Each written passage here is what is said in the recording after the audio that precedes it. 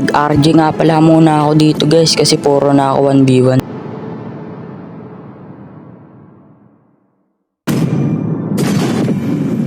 Nag-RG muna ako para makapagpa-rank up.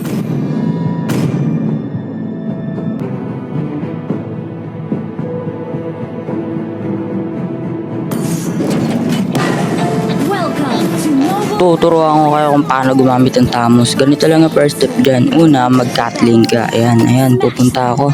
Magka-Katlin ako.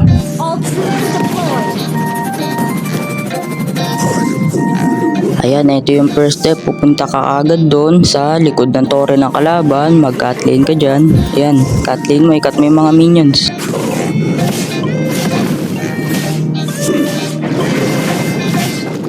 Habang nagkakat ako, ayan, dumating yung core. Nandyan si Beleric. Nagkat ako ng lane. Ayan, naglalag na ako. Joke lang yun guys, wag kayo magka-cut lane yan. Delikado talaga yan, mapapahamak kayo dyan. Pinakita ko lang sa inyo kung ano yung mangyayari pag nag-cut lane kayo.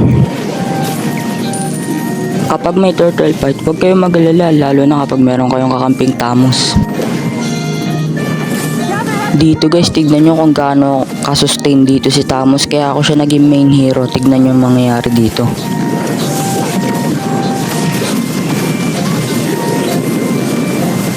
Ang ganda na sana dito guys tignan nyo highlights na sana o maniac ko. Kaso pa-epal yung ultimate big sana. Grabe talaga yung sustain ni Tamos no? Talagang papalag talaga kahit konti na lang yung buhay.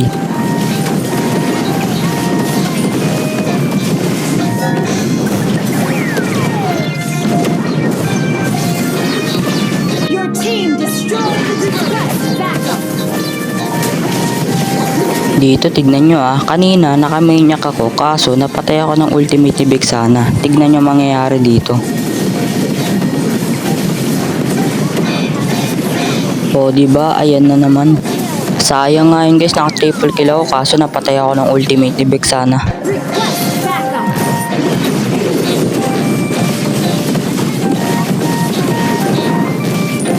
Sayang may flicker pala si Leslie. Patay ako dun.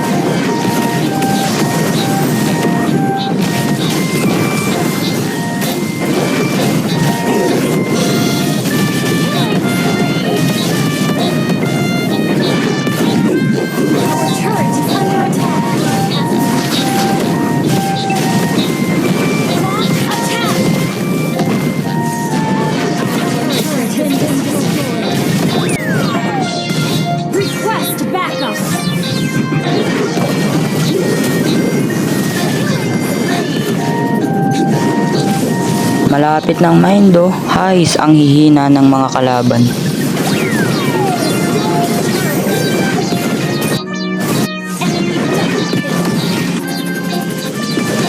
Tamos, laban sa lahat ng kalaban. Ano yun, ang hina ng damage nyo? Bumawas naman kayo. Wala silang damage sa Tamos ko, napakakunat kasi. Ayan kahit si Leslie walang damage Mukhang another triple kill na naman dito mga kaibigan. Ayun, triple kill nga.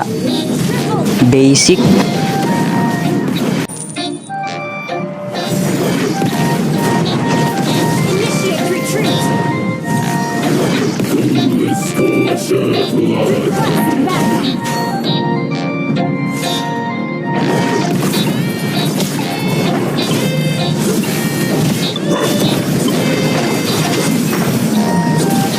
Dito guys, hindi na ako makapag-sustain ng matagal kasi ang sakit na ng basic attack ni Leslie. Ayan tignan nyo.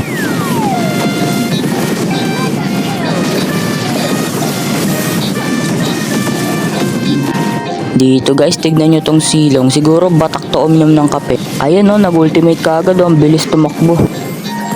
Gaya nga lang sinabi ko kanina guys, hindi ako makapag-sustain ng matagal dahil nga ang sakit ng basic attack ni Leslie. Ayan tignan nyo Ang sakit talaga, kailangan ko na talagang bumili ng Twilight Armor o kaya War Axe para lalo ako maging sustain. Dito guys, tignan ninyo yung pani namin ha. Akala ko kung saan lang siya pupunta. Yung pala, andon sumugod na. Ayun, patay tuloy ni Zilong. Wala na guys, mukhang matatalo na ata kami. Tignan nyo naman oh, 4 na lang kami, 5 pa yung kalaban oh. Nagpakamatay kasi yung pani. Dito guys, tignan nyo ah. Ayun oh, isang basic attack pala ni Leslie, 25% agad yung nabawas sa HP ko. Buti na lang nahila ko ng Florin. Kaya pa to yung comeback, tiwala lang. Dito guys, tignan nyo ah. Kaya ko sana mag-sustain kasi naka-oracle na ako. Kaso, late ako nakapag-ultimate to. Kaya wala, patay na naman ako ng Leslie.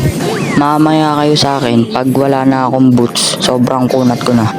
Gather up the Lord!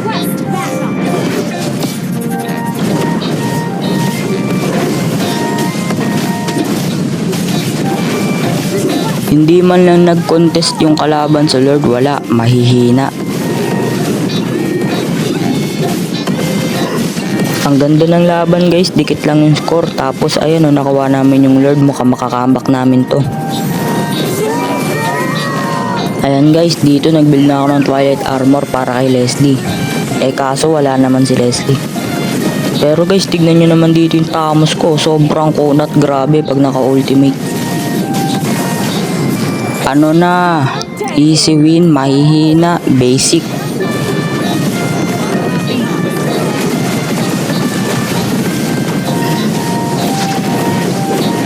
Okay, wipe out, wala na, easy win, panalo. Mahihina ang kalaban, boring. Wala na, GG na. Kaya pa ba?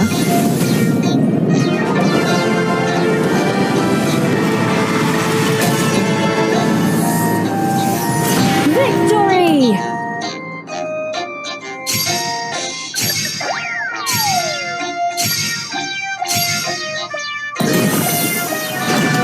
Isa lang masasabi ko sa mga kalaban, ang ihina nyo.